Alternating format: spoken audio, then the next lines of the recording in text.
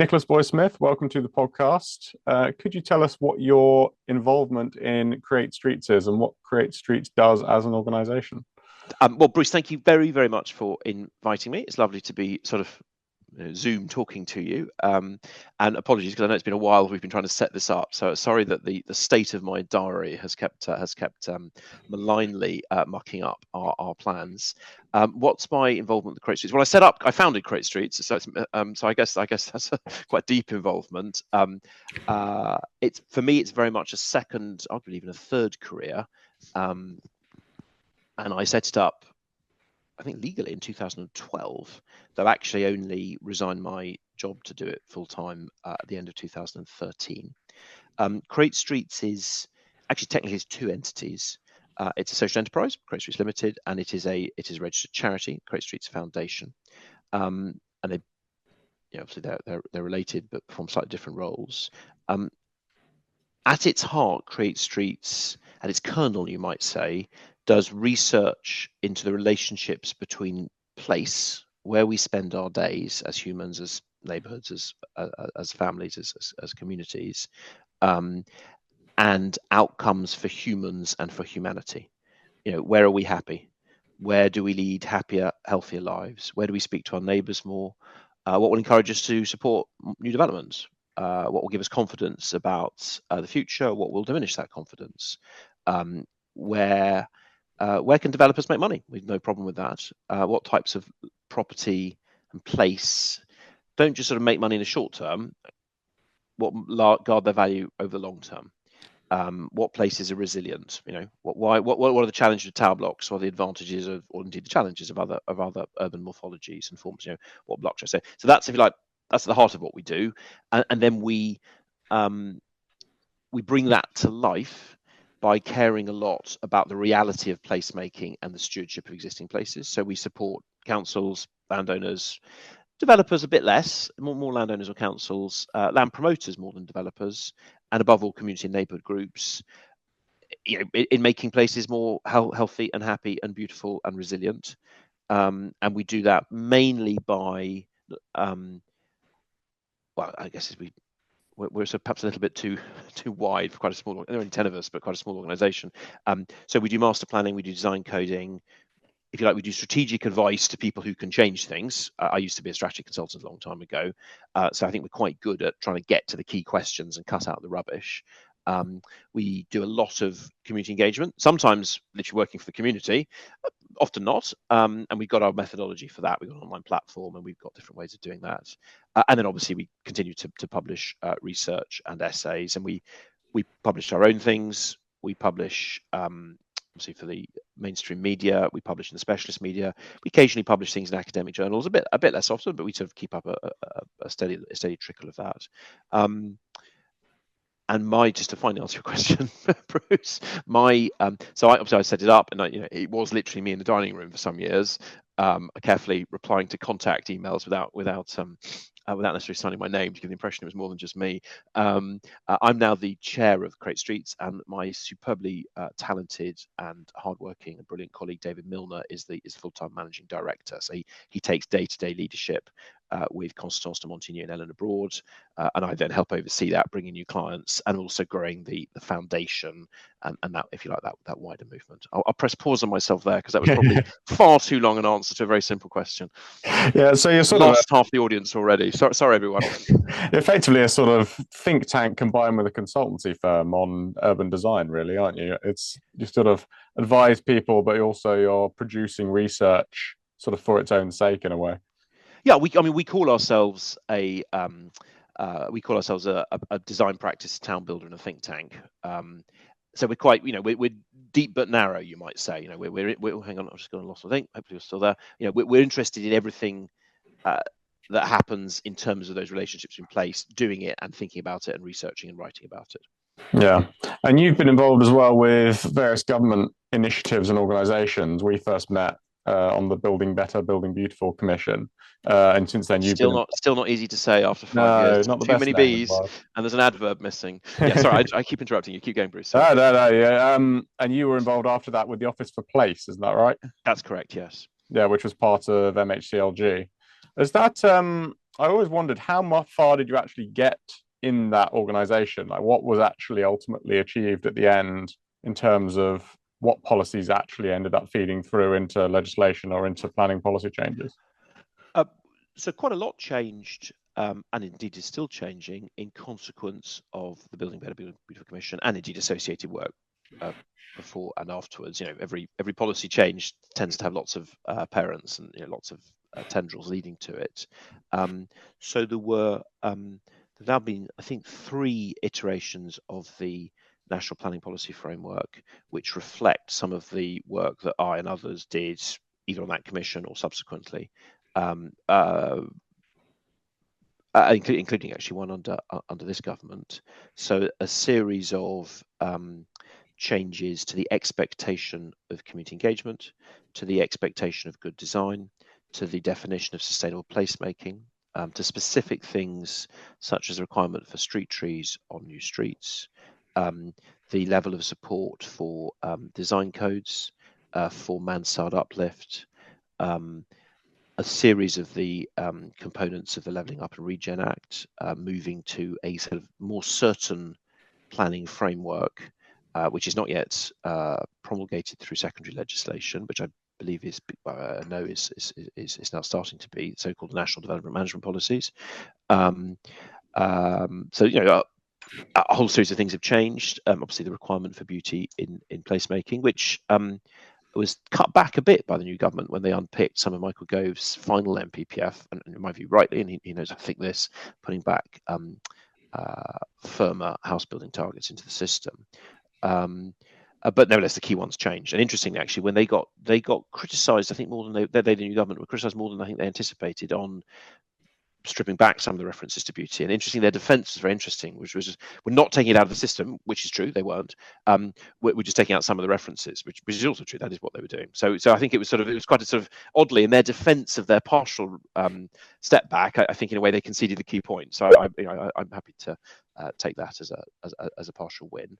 And then we were delighted that some work that Ed and David in my office led on sustainable extensions to existing places, issues of active travel, issues of transport, were then reflected in also in the NPPF last year in terms of planning for transport and predict and provide versus vision and validate, and actually accepting that we might want to create places where we're not just assuming infinite car use.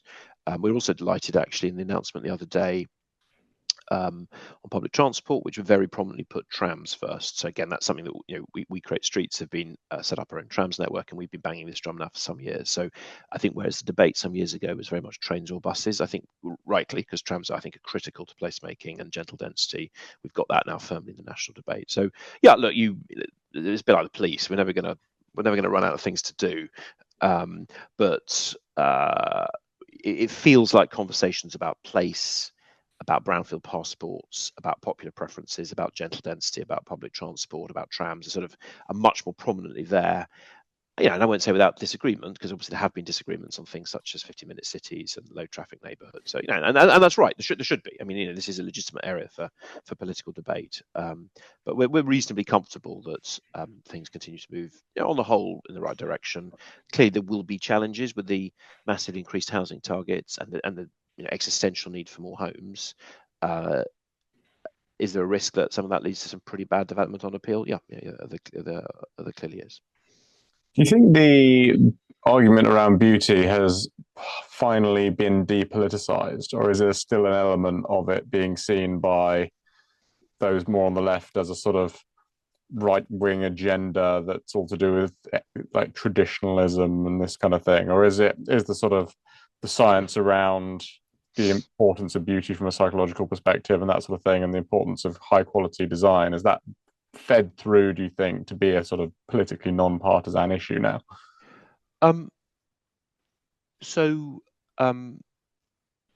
Oddly, I don't think it was that partisan in a party political sense. In the technical terms, you asked the question at all, even at the start. So, was the criticism of the commission that Roger chaired and that latterly Roger and I chaired together? Yes, there was. was it made? But it was mainly, I mean, bluntly, from architects. Now, quite a lot of them probably are. I mean, I've no insight into how they vote, but yes, I think it's probably fair to say that many of the architects criticising most publicly are on the left. I don't know that, but I think based on the way in which they did it, that's it, the terms they chose to use, I think that probably is true. I mean, the Labour Party, then in opposition, didn't really respond in those terms. They said, "Look, just crack on with building more homes. You're not hitting your targets," which is a fair comment.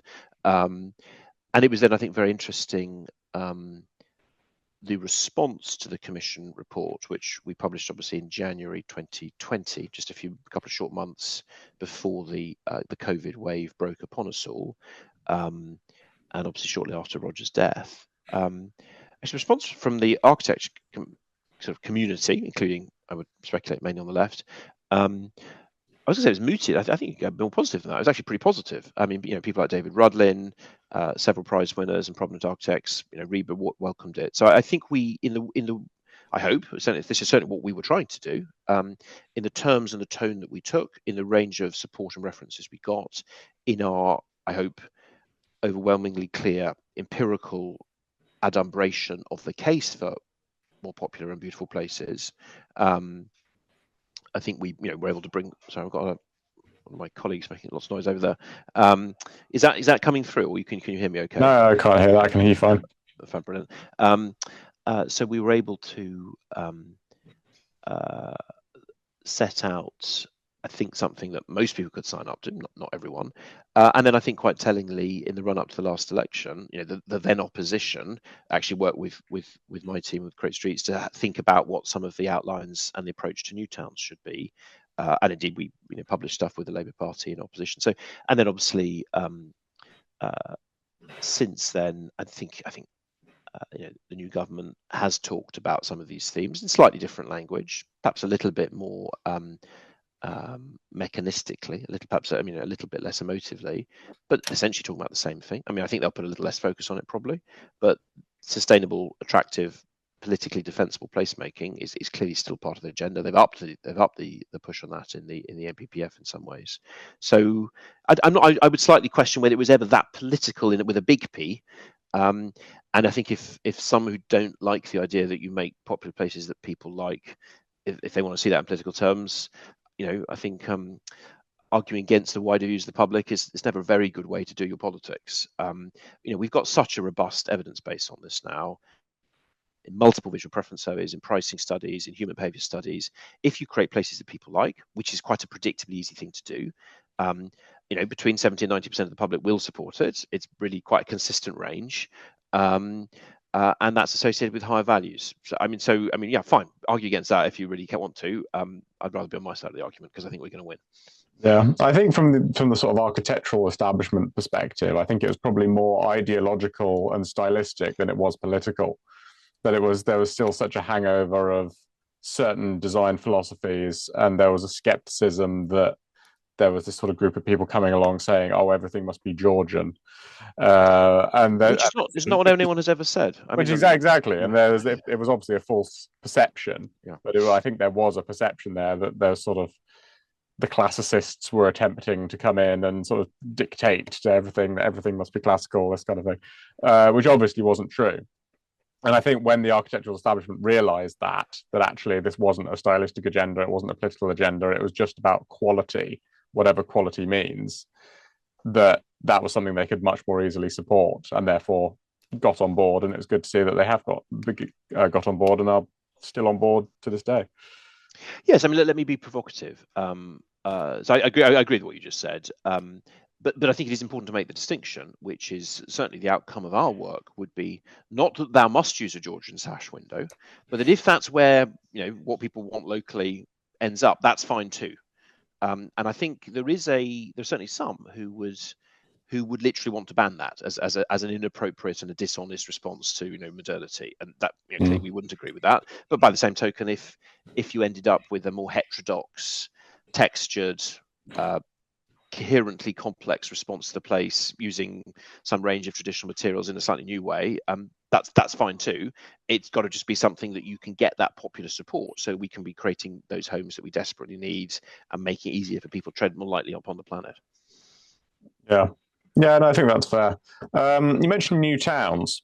Obviously the Labour government hasn't come out with exactly where they're going to be proposing and what they're going to be proposing yet, as far as I'm aware. No, they haven't.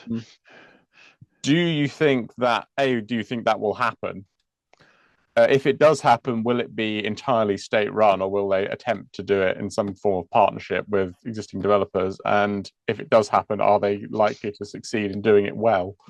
Well, there's lots of questions there. Let me take them in order. I think the first one's easiest to answer. So yes, they set up the New Towns Commission, which needs to report by next month, if I remember my diary correctly.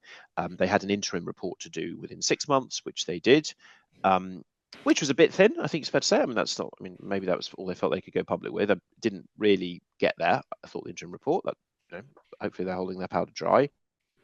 I think if I had been advising government on the speed and the process on this, which I wasn't, I would have told them to go much faster. I think they gave them too long, and Parliament's only 5 years long, and we're basically a year in now, and these things were never going to be quick anyway. So I think they could and should have given a shorter brief on that.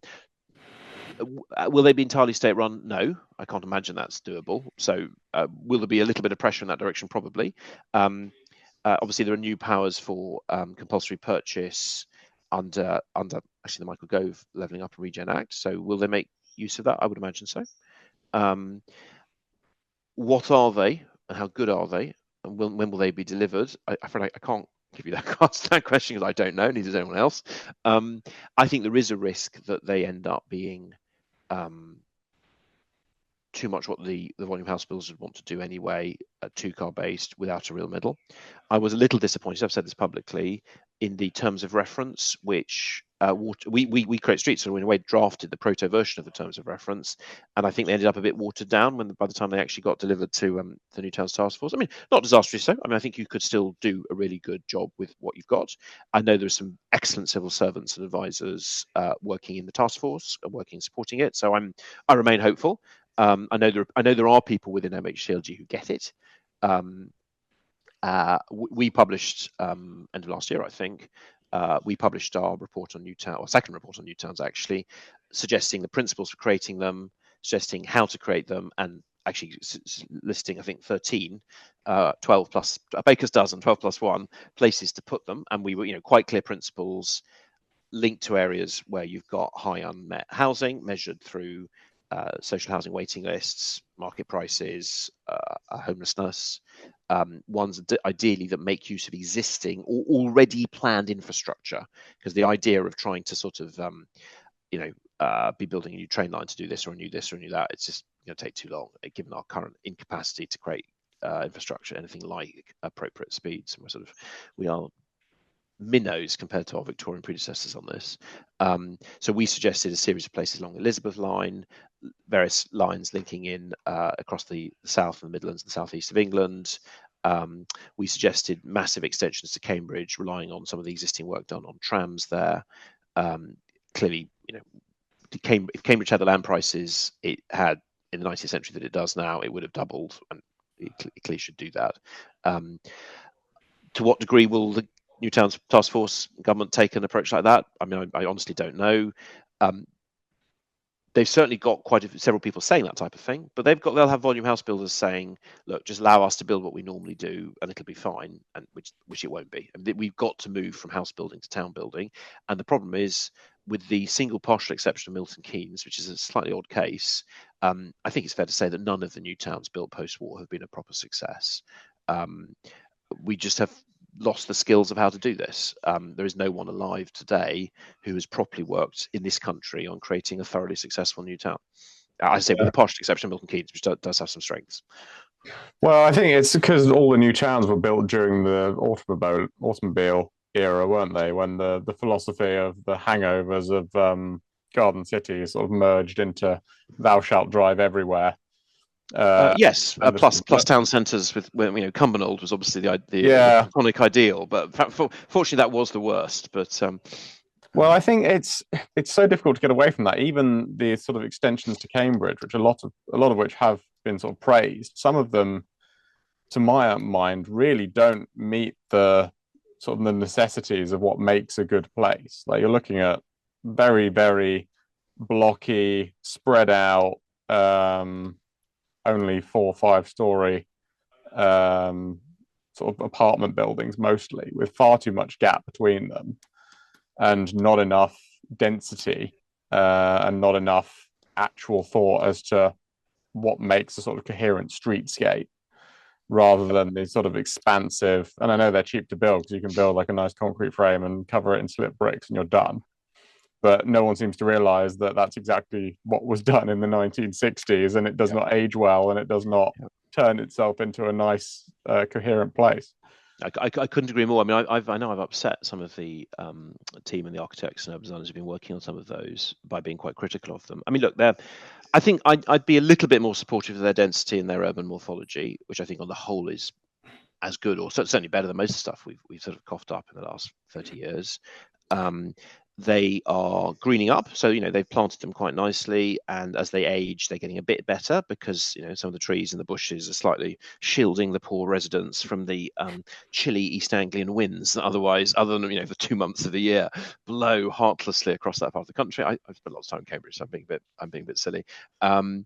But interesting, actually, one of our fellows and a former employee of Create Streets, who I co-wrote one of my books with, she used to live in Eddington, I think, from memory, which is one of the developments that you're referring to.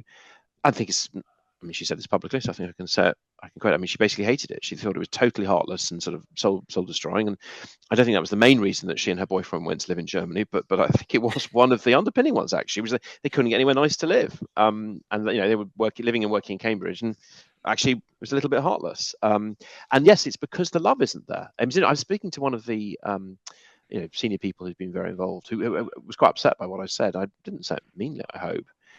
But it's a technocratic response to a human need. It's treating the man as a computer. It is better than, I think, than what was done 50 years ago, because I think the urban morphology is better. I think the design is a little bit better, but there's just no love in it. It's heartless. There's no soul. There's no ornament. There's always a little bit of texture. It's just too mechanistic, and it's the classics of Emperor's New Clothes. Everyone sees that, other than the designers, who think that it's a contextual response because they've used slip bricks that sort of vaguely reference Cambridge yellow bricks, which they sort of vaguely do. They're not red, but it's just not enough. Anyway, but at least they're being built, which is a good thing. At the risk of offending facade engineers as a profession, I am very skeptical of the idea that you can have a 50, 100 mil deep skin on your building that constitutes the pretty bit that can be sort of outsourced by the developer to say, okay, we're going to spend this much on whatever it is to satisfy the planners, that we're not just building a concrete box. And it's just not enough. You can't have a sort of coherent place with a depth of feeling in the buildings where you're using repetitive patterns with very thin mechanistic systems. I'm so sorry, keep going, Bruce. Sorry. Yeah, no, I just think there's a philosophy, and part of it comes out of generative design, which I used to do a lot of, using repeating patterns over and over again, and panel systems and this kind of thing. There's a over engineering and an over standardization of the external aesthetics of buildings, and there's insufficient variety, in my opinion, and insufficient depth of integration of the ornamentation or the aesthetics of a building into the actual design and the layout of the building itself, to give that sort of depth of feeling within a streetscape and within a building line. And you just, like, modern construction just doesn't know how to do that and refuses to do it because it's more expensive. Yeah, I mean, I'm curious. So I certainly agree with you most of the time. And the vast majority of the sort of new vernacular buildings that you see, concrete frames, brick slips, are just sort of tedious to the point of misery. There are some buildings which I think are brick slip, but actually I'm not always checked, which I'm sort of which I think rise above that. So I can think of some ones I've seen in Kensington and Chelsea. I can think of actually some ones near where I live in Oval, where they have put a little bit more love and texture in there, and certainly superficially it works. it's possible they're not all bricks slip, and actually they've got real bricks there. You get so cynical that you don't believe that. I mean, certainly, most of them, you do see the joins, and you can see this, and you're just very aware that the bits of plastic that are holding it together are going to fail in 20 years, and they will get stripped off again. I'm also very aware. I'm aware of two housing associations, big housing associations you've heard of in this country, where the board are very worried about the quality of what they've built over the last 20 years, and in some cases making unfavourable references to much older stuff, which is not great, is it? Yeah. On there was a funny example I've encountered recently, which is the new Everton Stadium in Liverpool, where I think the council insisted on them not using brick slips. So what they did was create precast panels of full bricks, just attached to each panel, and then put on in exactly the same way that you would use a brick slip. And it looks like they're brick slips. They just weigh 3 times as much and cost more. No aesthetic gain whatsoever. How the panel joins done. I've not seen or looked at that. How the panel joins. Well, like all the panels always there. They're just, you can tell they're panelized. You can tell they're not in any way structurally integrated. Not that they necessarily have to be, because you think about a lot of the Victorian buildings that use terracotta, they're all terracotta panels on steel frames. So there's nothing necessarily inherently wrong with using a panelized system if it's done well and done with sufficient complexity. The problem is they standardize it so much, so you've got a minimum number of typologies or a minimum number of variations, and then put them in a standard pattern that bears no real relation to what's going on in the building.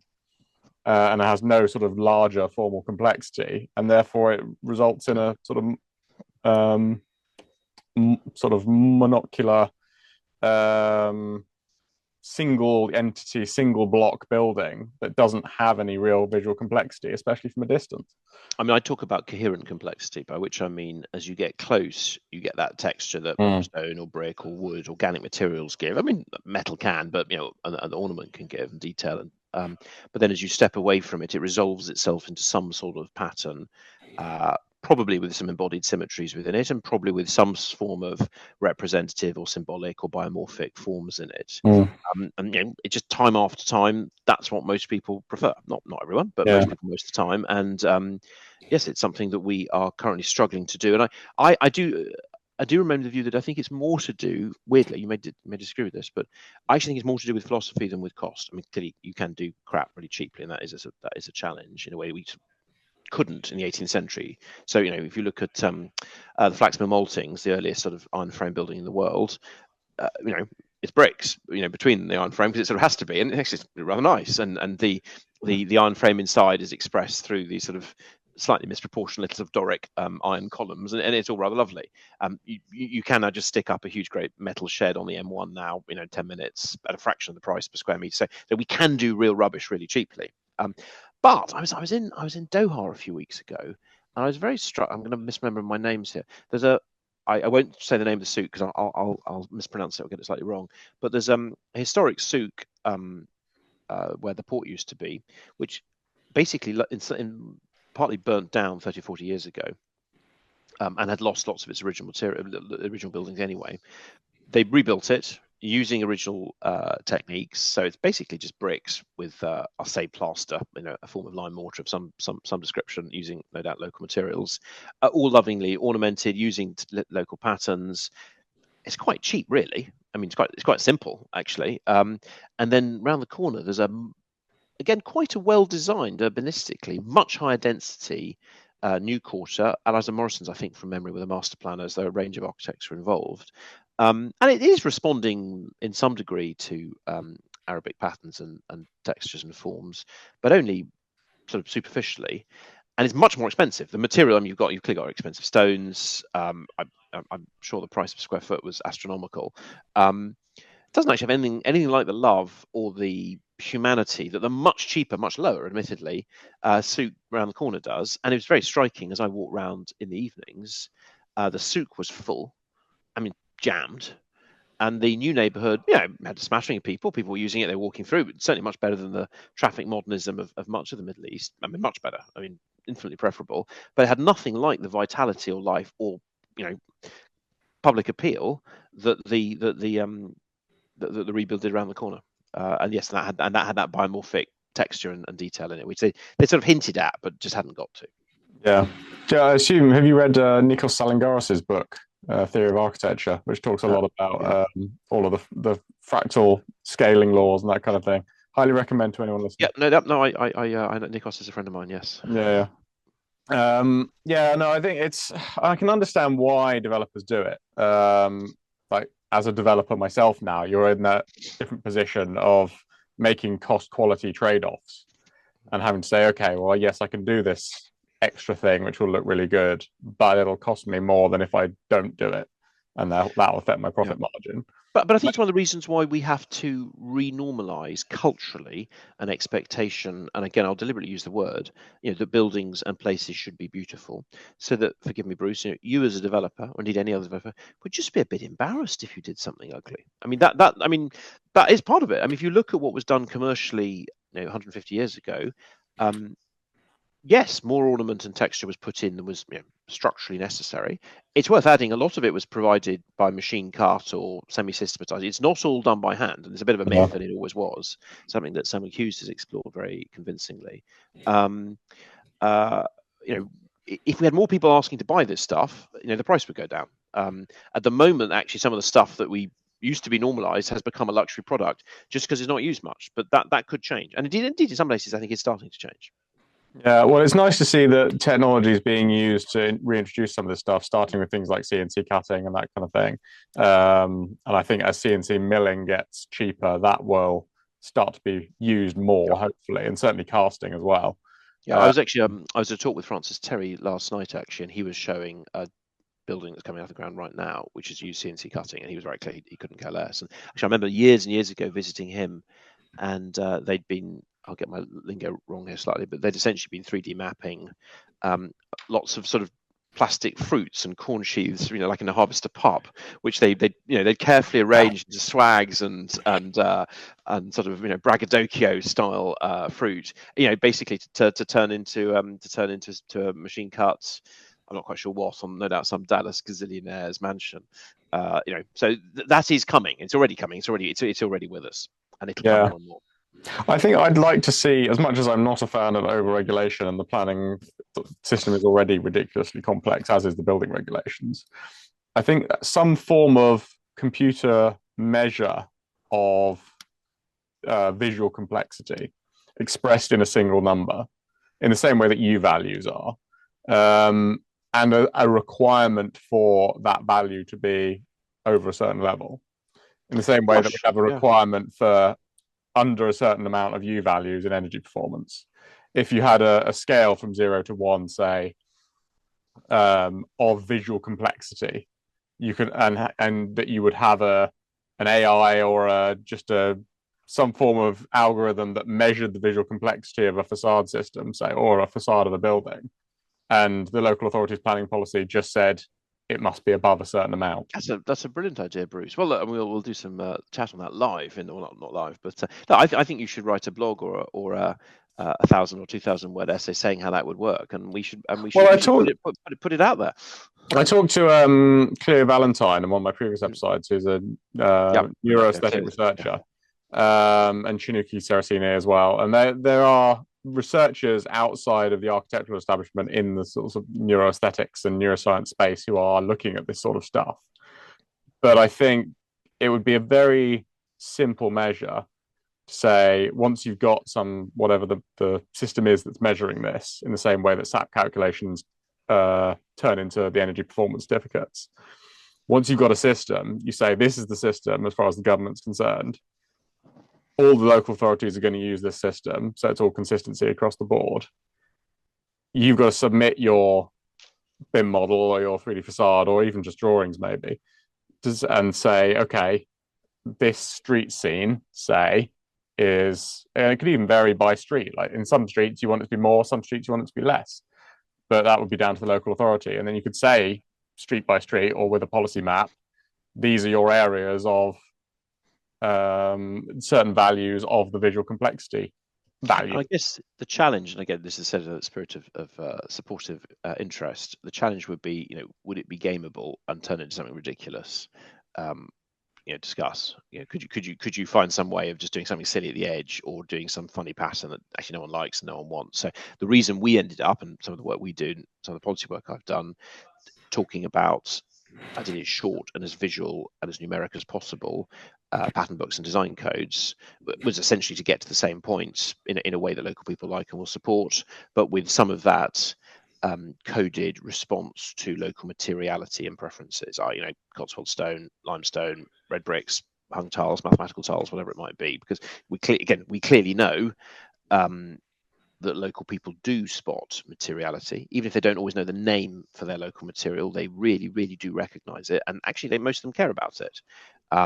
So, would a visual complexity metric? I think is a really fascinating idea, which I think is worthy of further exploration, and I'd be keen to do that. Could that be gamed?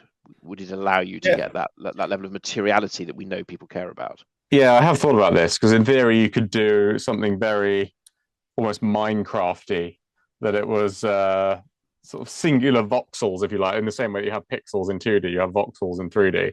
You could create something very ugly looking, but visually extremely complex. And that's a question for the people writing the algorithm, I guess. You have to have something written into it that meant that it wasn't gameable. Or you could just say, okay, you've got to meet this value, but also there's an element within the standard planning officer's remit to say, clearly you're gaming this. This is not okay, and it just comes down to human discretion. Because again, we've approached the same thing in a less numerical way, or a differently numerical way, in the idea of sort of solid to void ratios, materiality, minimal maximum heights. I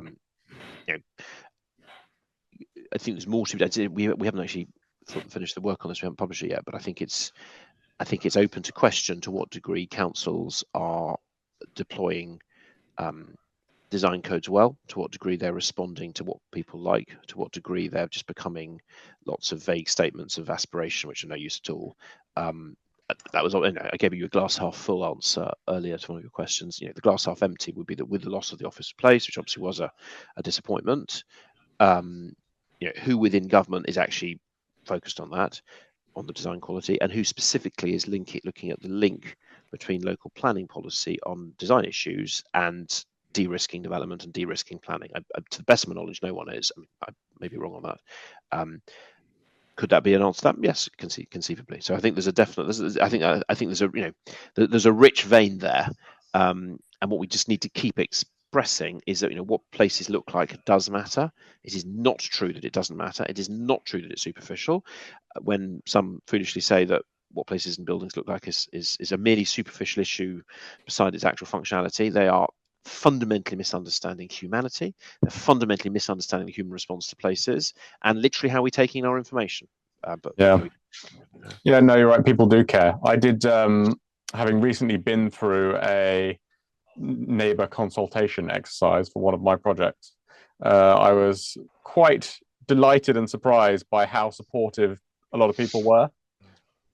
Once you sort of drill down into the key questions of what are your preferences, what materials do you like, what do you not like, what sort of massing do you like, what do you not like, what would you support on this particular site in terms of number of units, size of units, that kind of thing.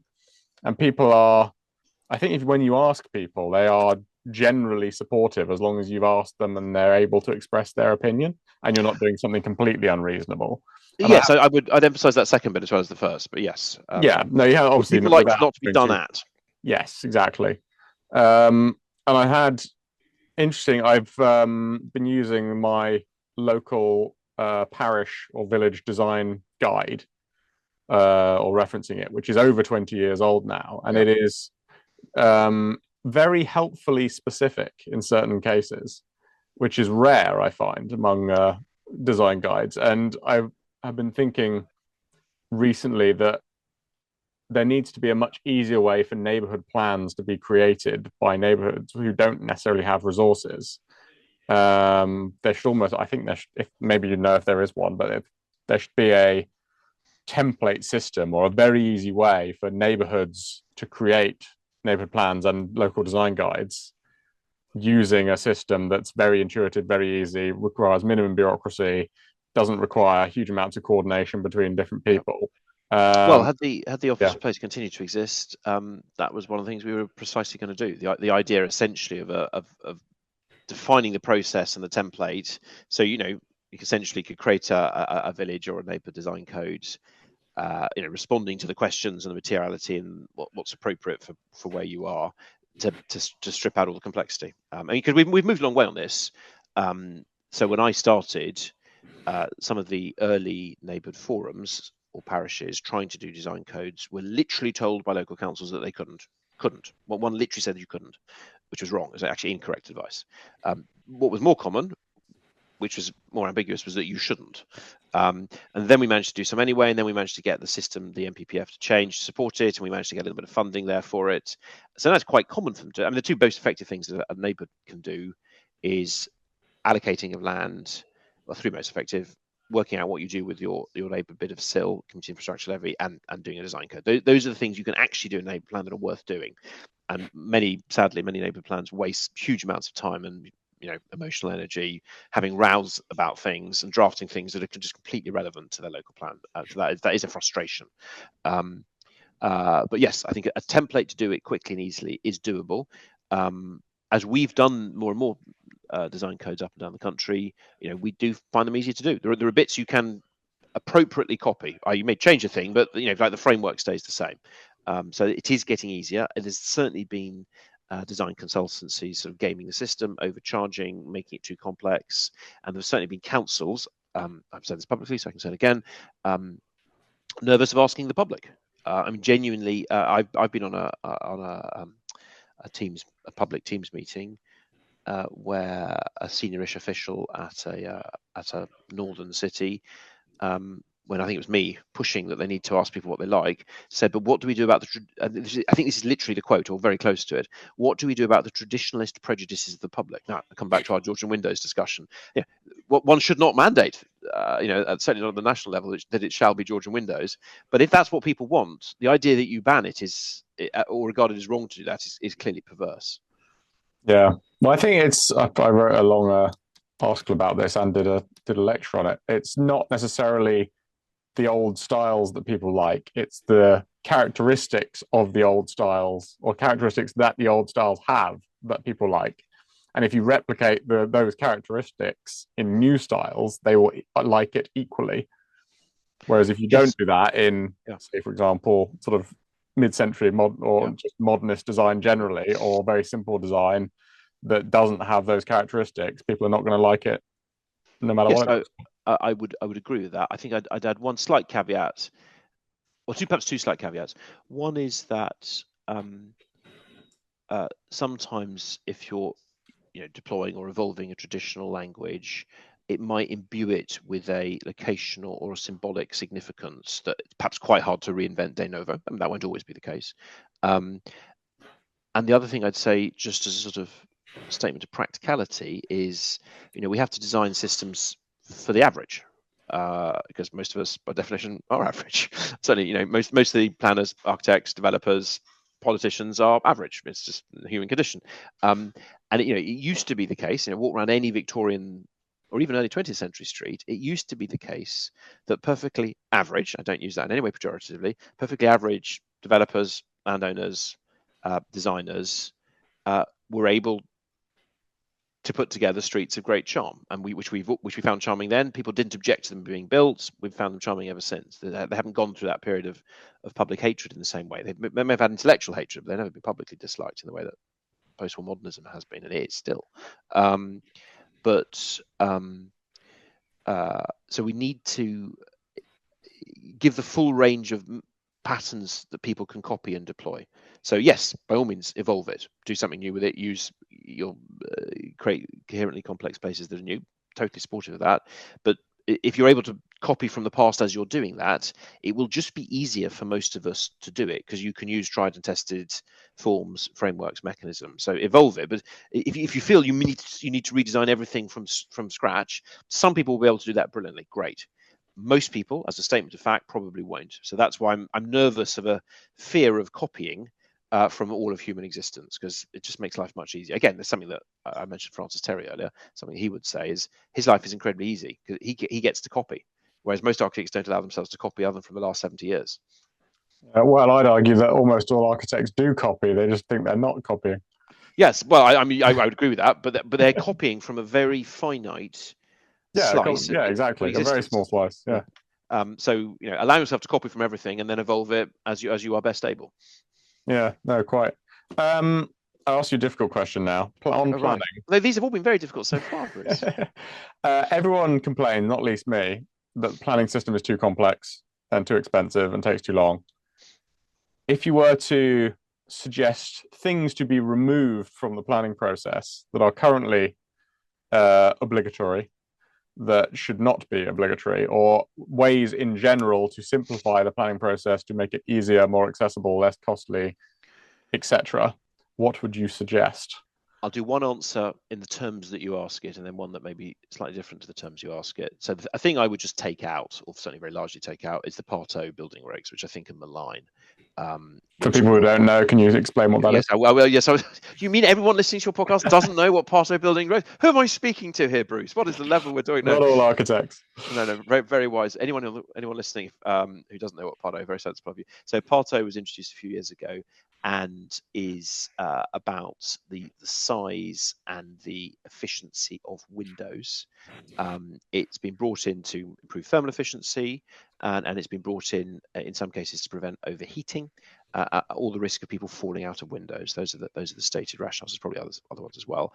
And its consequences are that it's now much harder to create sash windows, dormer windows, and windows on residential buildings above the ground floor, above a certain size and below a certain distance. Sorry, above a certain distance. I'm just getting my things right there from the floor. You can work your way around it. So we are starting to see better architects, higher end developments doing their workarounds. But what's happening in practice, and literally I saw one of these in Colchester the other day. What's happening in practice is that less skillful or caring developers or architects in less prosperous places, we're seeing a new wave of really, I'm going to use a rude word, Bruce, shitty, tiny little windows, which are dispiriting from the outside and dark from the inside, as a statement of fact, are now going through in planning. We're seeing them. I was looking once only the other day. As I say, we're almost sort of creating. I think again, I'll use a deliberately provocative term. We're almost creating a windows apartheid, whereas rich areas get big windows above the ground floor, poor areas you don't. That's pretty indefensible. So, I mean, I think it's. I mean, you discuss whether you just get rid of the whole thing or redraft it quite majorly. Probably too much detail for now, but there's a thing I would certainly stick a bazooka into and press the fire button. It's so cross-making. The second answer I'd give, which is perhaps more conceptual than what I would strip out. Actually, it's less about stripping out. It's more about de-risking. So I would use LURA and I would use national development management policies, and I'd say this to every council: thou shalt have on 10 pages, maybe 20, maybe 5, TBD, for all your area types, design code. And you shall within that allocate, maybe adjacent, you shall allocate probably as a formula, as a function of the number of that housing target and how big they are, X number of brownfield passports within your area, where you will pre-approve using probably a local development order a certain number of developments. So you're really clear, as long as it's below, I'm making this up now because obviously it'll be a little bit site specific, as long as it's below this height, as long as it's in one of the following 5 or 3 or 2 or 10 materials, and as long as it's got one of these following 3 or 4 or 5 pre-approved facade structures with this type of ornamentation, off you go. You literally don't need planning permission. You just need to get a literally a tick box sign off, which will say, are you using one of these material types? Are you using one of the facades? Is it below? So it's literally, unless you're fraudulent, there's no risk. You obviously need to meet building regs, so it's not, there's still some stuff to sign off, and it's not. But we move it as quickly as possible from high cost of capital, pre-planning, equity style risk, where most landowners would need to bring in a developer or bring in a land promoter to take it forward, and we move it back to the system, which we used to enjoy until 60 or 70 years ago, and which actually increasingly, well, to a slightly greater extent, much the world still enjoys, though obviously everyone has their challenges, whereby, quote unquote, a normal landowner, a person who owns that plot over there, or those 3 plots over there, or the business that owns that site over there, can actually make stuff happen by getting a bit of bank debt and paying the architect and the contractor just to crack on. That's where we used to be. It wasn't that, and this is the great category error that is made on both the right and the left. It is not that we didn't regulate the built environment pre-1947. We really, really did.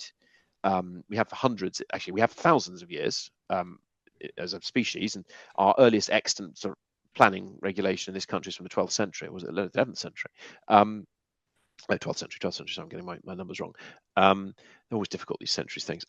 That's what I would do. I would essentially oblige councils to pre-approve housing in a certain range of places in ways that is linked to a pattern book that is embedded as a supplementary document to the local plan. It would take probably 18 months to get that in place.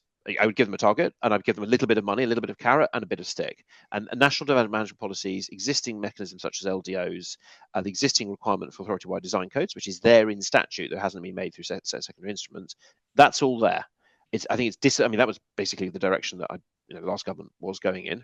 I think it's a disappointment that we've lost a year. I understand that the government is now back moving in that space, and that would be. I don't criticise the concept of new towns. I think they're right to have done them. We supported it. We helped raise the idea, but that was always going to be a slower burn because it involves obviously more infrastructure and more time, and rightly more complexity in planning. Here is things that you could actually de-risk from planning on the existing street infrastructure and allow our streets to start to regenerate and re-intensify and grow as they used to, until we essentially massively increase planning risk, first conceptually through the 47 Town and Country Planning Act, but actually then, and I think you pretty much said this earlier, Bruce, then through the layers and layers of accreted complexity that we've sort of hung on to that system, over the last 60 or 70 years. It's very easy to add complexity. It's very hard to take it away. Yeah, well, this is What? You don't care about this? You don't care about that? You don't care about this? It's a very hard. No, exactly. And I think the number of SME developers peaked in, I think it was 1988 at about 20,000, and it's now under 2,000. Yeah. And it's just like you look at the old planning applications, even from 15 years ago, and you've got 5 documents maybe, and you look at one from this year, you're looking at 30 documents, each of which cost thousands to produce. But then you propose getting rid of any one of them, and people say, oh, like you say, you don't care about this, you don't care about that. Well, obviously I do, but you've got to, like, if you just keep adding a new consultant every year, you're just making it more and more and more complex, and you need a PhD to submit a planning application. We're planning by PDF, and we're creating, and I say that, Great Streets commercially, we do some of this stuff. So, I'm speaking against myself here. We've got to bring the democracy forward, have really clear requirements. The idea, and then not rely on the process. I mean, everyone says we rely on the process. You just, and so we're encouraging people, and if you haven't submitted this and haven't submitted that, you will get it turned down. Tick box. I mean, I deliberately provocative. Tick box. The idea that you can't do tick box planning is foolish. And let's be sort of sympathetic to planners. I am sympathetic to planners. I personally have nothing against them. They believe that the good they do to society comes through their textured and nuanced response on a place-by-place basis to an individual planning application. Often, and sometimes with good reason, they are very cynical about the motivations and the moralities of some of the developers they're faced with. And they're right. Some developers are, shits. Who couldn't give a toss about what can't happen. So, this is the dynamic they're in, and they want to be certain that what will happen is high quality, and they want to have a nuanced conversation about it, and that's the value they bring. And I get that. But it's not working. It's a Rolls-Royce system with Morris Minor resources, and there's only so far that IT and digitization can take us with a system of that degree of discretion. And weirdly, AI might take us a bit further, but I don't think we're going to be at a point where we're happy just to take men and women completely out of the loop on that. So, absent that, then we have to bring the democracy forward, set clearer requirements. But this is the bit that planners, I'm afraid, in the public sector struggle with. If you're going to be really fixed, right, you shall do one of these 3 fences in this village. I think that's a perfectly reasonable thing to say. Or even one fence, pick a fence, foot high, whatever, painted in one of the following 5 colors. I think that's a perfectly reasonable thing to say. But then you can't reopen it. It is that. And as long as they've got one of that, you can't complain. And that's the two sides go together, which is we insist on this, but if we haven't put in the things we insist about, it's up to you. That's the bit they struggle with. So we're going to insist on this, this, and this. You shall do that, and as long as you're following building regs, the rest is up to you. That's where we need to get to, and that so far we're struggling with. Yeah, no, I think the idea of expanding permitted development rights using pattern books as the basis of allowing that, I think that's definitely a good idea. As long as I said LDO is not permitted development, and the reason for that is it seems to be harder to link permitted development to a pattern book.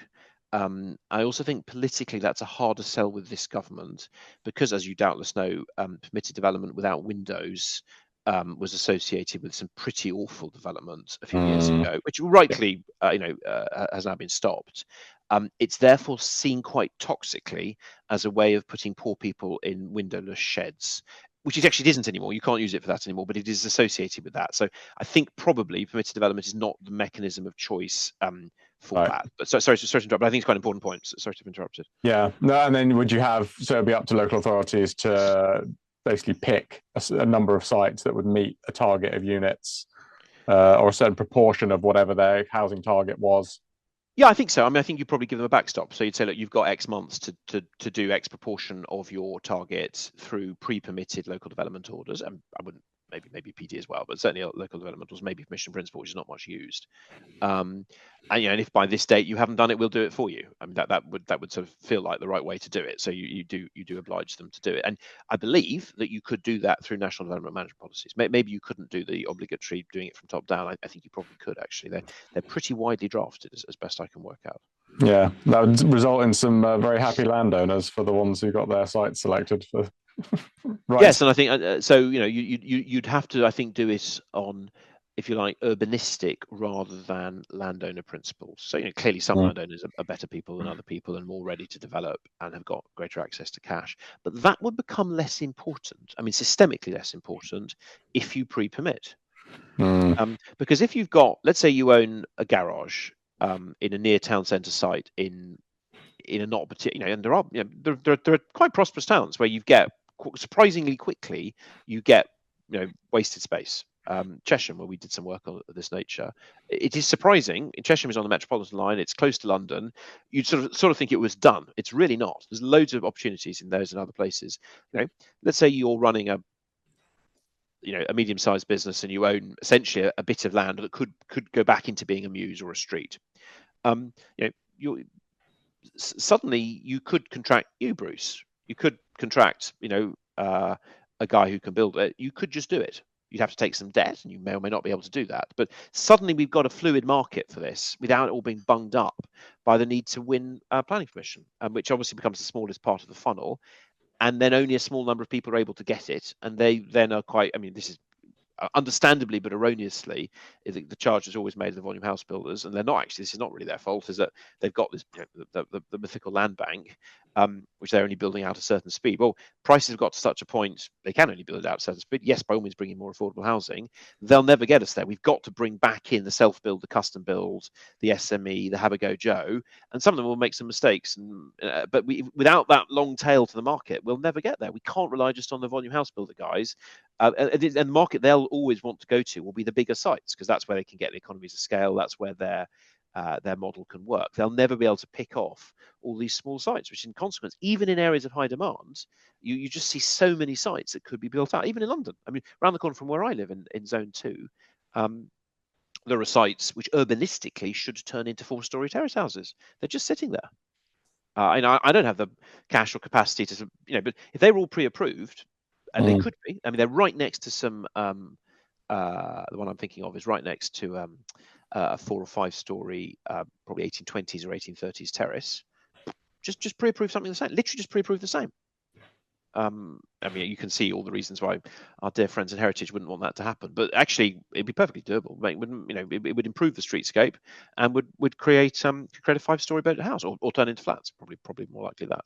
Yeah, but I suppose landowners are discouraged from applying for planning permission speculatively because of the cost of doing it. Absolutely, but that's my point. So and the surveys and all this stuff. Yeah, totally get that. And I if I owned that, I couldn't afford to do it. I mean, I don't own that plot, sadly, but nature, similar one that we've written about, and I should fess up, this is the only proposal we've made which I personally would benefit from. We've talked about making it easier to uplift existing buildings and mansards, and within a acceptable pattern book, we would push. We've moved sort of planning policy in that direction at a national level. Again, I think it's interesting actually. Quite a lot of councils are resisting that, and quite a few, I'm pleased to say, mansard uplifts are now going through on appeal, which is a good thing. Planning Inspectorate definitely doing their job right on that one. And it's interesting in our interactions with several councils in London on this. Interestingly, I think the case for democracy. I'm a fan of democracy, if one's a doubt. It's the councillors who get it and who see the need to do this, and actually, it's the officials, both in development control and heritage, I'm afraid to say, who are resisting the sympathetic uplifting of historic buildings, which is exactly what used to happen to them. Again, something that others and I have written on. Yeah, I think you're right. As long as there was a sort of standard pattern of how to do it that was approved, that would be fine, because there's so many examples of people doing it terribly or doing it in a really, really unsympathetic way that I think I can understand why sort of councillors or officers rather are sort of wary of that. Yes, I would agree with that. But Yeah. not only is there nothing to stop, there is actually national planning policies to encourage the creation of those standards. I mean, I've said this publicly, so I can repeat it. I mean, I've certainly suggested to Historic England that would be an obvious thing for them to do, because in much of the country, this is surprising. Again, as a function of regulation and legislation in the past, there's a surprisingly finite number of house types express quite a lot of our housing. I mean, certainly in a big city like London, if you follow, the 1770s or the Housing and Building Acts or some of the subsequent metropolitan acts, they essentially predefine your house types in terms of width and height and frame. So it wouldn't need to be a very complex document. I have no doubt it'd be 100 pages or so, essentially to do. You could imagine a full Reba Stage 3 plans. Look, literally just lift and drop. Make almost put them out in the public domain. I mean, I realize you as an architect don't like the idea that it's all out there in the public domain, but I think to some degree that's necessary, because you'd still need an architect to actually do it and come in and professionals to actually link it into an existing house. You would still need pros to do it. But just right, we know we can do it up to that height, this material, one of these two pattern types. Right, I'll pick that one. Off we go. Yeah. The Rachel Reeves 39 billion for housing retrofit. Or as housing generally, isn't it? But nobody seems to have come up with a way that works financially to retrofit the existing housing stock for environmental improvements. Was it the Green Deal? I Didn't remember, work. Yes, something like that. Yes.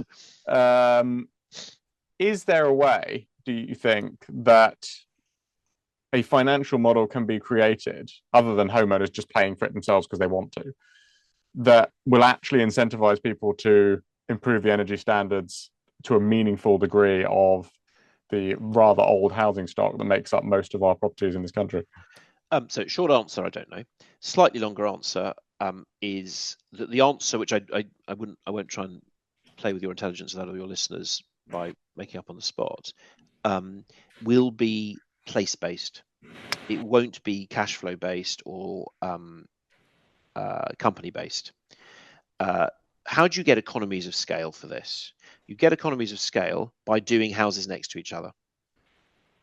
You don't get economies of scale by having anything that happens to be using this supplier or that supplier or owned by that landlord altogether. I guess the landlords might be they may be coterminous, but can you get economies of scale by doing a whole street all at once? You clearly can.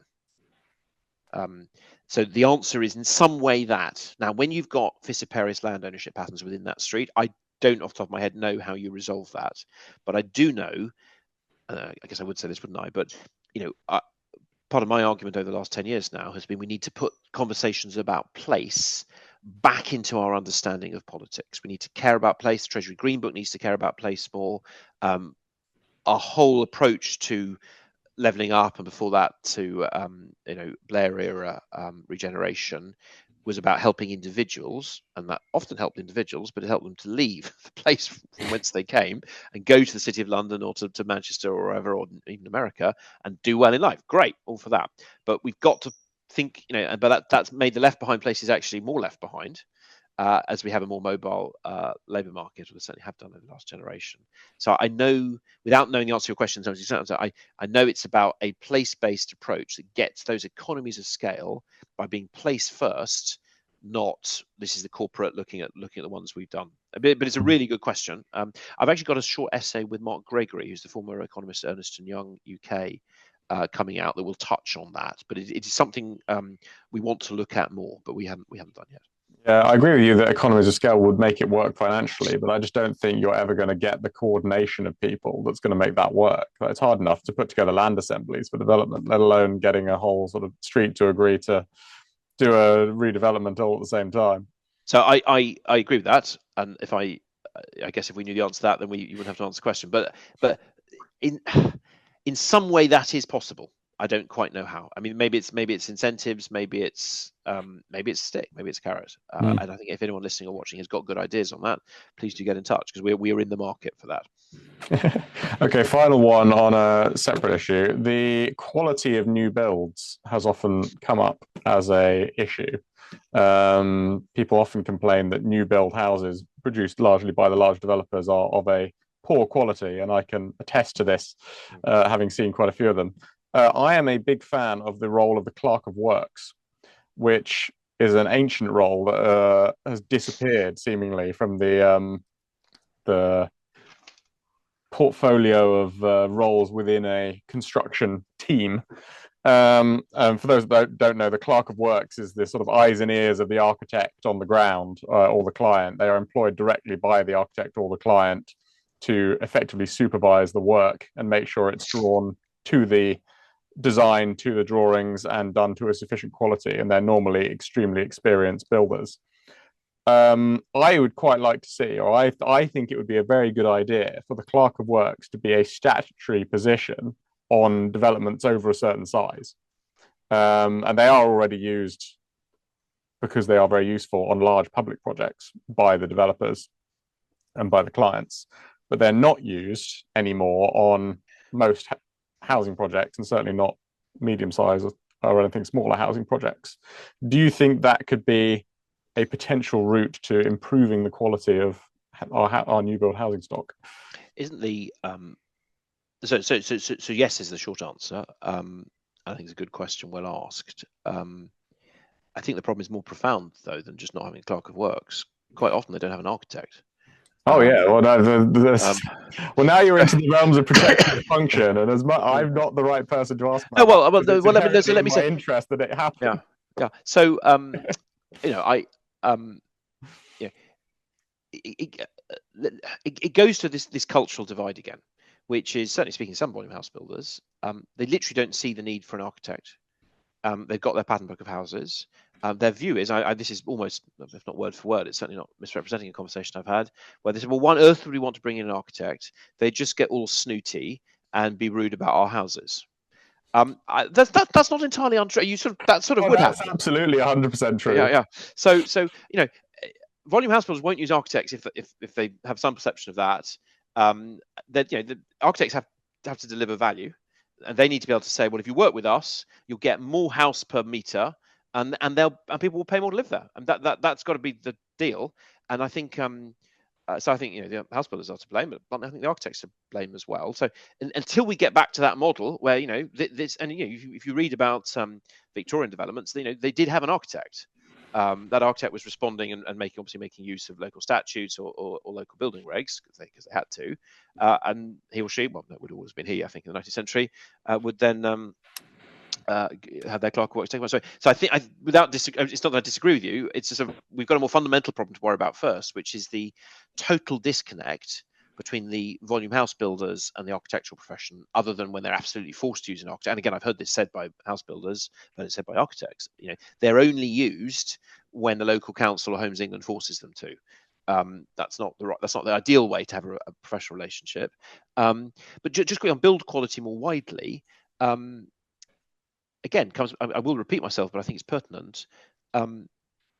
If we have a much longer tail of people building homes, and everyone knows that the volume house builder homes are not as good as the ones built by a local builder or by this local guy, and the polling evidence, there may be more specific technical evidence I'm not aware of off the top of my head. There is definitely polling evidence that suggests that the stuff built by SMEs is better, or certainly complained about less by their first inhabitants, which I assume is correlated.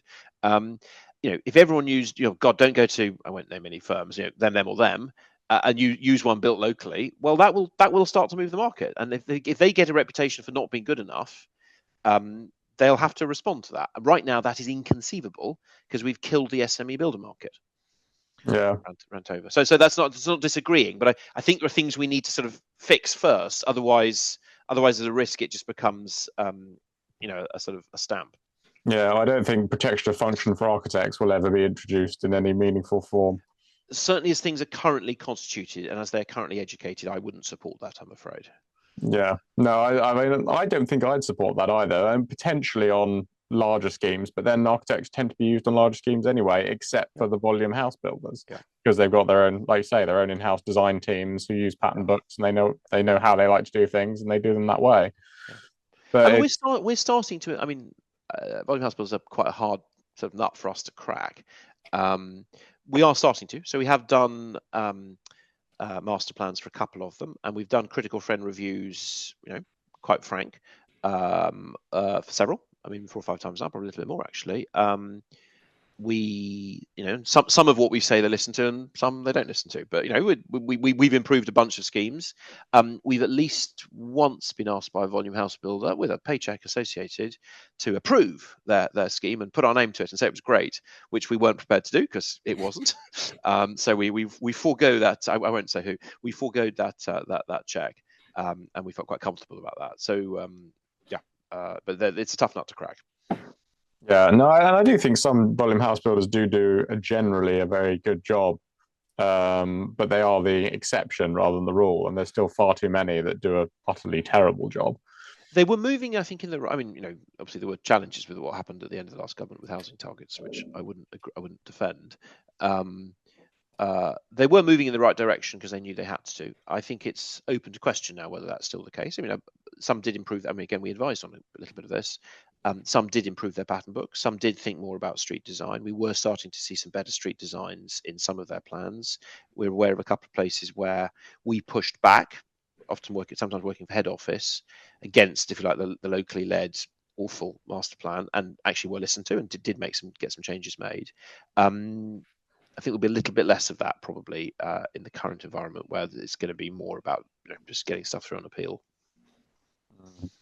And finally, would you have a message for architects or architecture students from your knowledge base and all the work you've done as to how they could engage more productively or change their working methods or anything to improve placemaking and improve our sort of built environment generally in the best way they can? I don't know when this will go out. The first one I'd say is come to our summer school in late July next month. We're doing this. We're recording this on the 17th of June. So that's my first. Very, very, very competitively priced. That'd be my first mechanism. Forgive me. More widely, I would say, look, I'm careful in how I talk about the professions. I hope I'm not being. I'm not trying to be discourteous. Architects are hardworking, well-meaning people. They have a tough and expensive educational route, which I think in most cases doesn't very well prepare them for the world they're going to face outside, sadly, and that's a bit of a con. I would say this: you've probably been taught that innovation in itself is the end good. It's the telos that you're seeking, the purpose of what you do. It's not. It's one of the ingredients. Innovation. I support innovation, to be clear. It's one of the ingredients you need to make happy and healthy places, but it is not the only one. And I guess the almost by definition, the opposite is small c conservatism. You need both to make a good place. Be my first point. So ask yourself instead the question: what places do people like? Where are they happy? Where do they feel at home? Where is it easy for them to know their neighbours? That's your question. And how can we build places not just that are thermally efficient, but actually that can endure and prove resilience, and that will be so lovely that people will lobby and fight for their preservation 100 years hence when their use for whatever reason disappears. That's your question. That was my first point. And then my second point would be well, again, perhaps 2 points, perhaps a sort of superficial conflict or superficially in tension with each other. One would be, know the data, know the research on this stuff. One of the reasons I set up Create Streets was because I was staggered as I started to talk to planners, urban designers, developers. Actually, as I started to find some of the information on this, was actually how little people knew. So the second one would be know the data. I'm afraid it does surprise me to what degree professionals across various sectors of this do not know the data. They should do. So this is a social science and a public good we're providing here, or trying to. And the third one, perhaps in superficial tension, that would be, if in doubt, ask the people. And it's very easy, and I'm certainly guilty of this. It's very easy to make this too complicated, too tense, and too hard to disentangle, what is right and what isn't. But actually, if you ask people, we start nearly all our projects like this. If you start by asking, where do people like to go? What places do they like? What buildings do they like? Where do they let go of their children's hands? What's their favourite place in this town? And what are their least favourite places? What would they like to improve? In our experience, literally without exception, and we've done this in dozens of places in this country and now increasing smattering abroad, you get incredibly clear patterns in the data of where people like to be. And listen to that. Trust it. Don't just define it away. Don't say that the people are being reactionary. Don't say that the people are only doing that because it's the only option they've been given. If you find yourself explaining away what people are telling you, you're doing it wrong. And I've lost count of the number of times I've been in a workshop with professionals, not just architects, where essentially they're telling the public they're wrong. I remember an early one in outer London with a urban designer at one of the big residential architecture practices. If you're in outer London, you do need a car. Maybe we'd love to live in a world where you don't, but you do. And it actually gives you a level of liberty that, as a statement of fact, most people appreciate and value. And this guy was basically, within 5 minutes, was telling people they were wrong to want cars. I just put my head in my hands at the sort of just the sheer inanity of it. So there you go. So those would be my three thoughts, which I hope are of some help and not in too much internal conflict. Great, thank you very much. And my message would be architects should all become developers. Yes. Yeah. Well, again, if we can de-risk development, then it'd be much easier. Architects often used to be developers more than they are now, because you didn't need to have access to the same levels of capital that you now need. Yeah, well, that's the thing, is we don't learn anything about financing and funding and development, the way developments actually work from a business perspective. And I think that should be taught in architecture schools, and we can all go back to being master builders rather than just architects. I think that's excellent. I wish I'd said that. There you go. Four things. I agree with Bruce. Great. All right, Nicholas, thank you very much. And we look forward to hearing from Create Streets in the future. Watch our website. Thank you very much, Bruce. Total pleasure. Cheerio. Thanks a lot.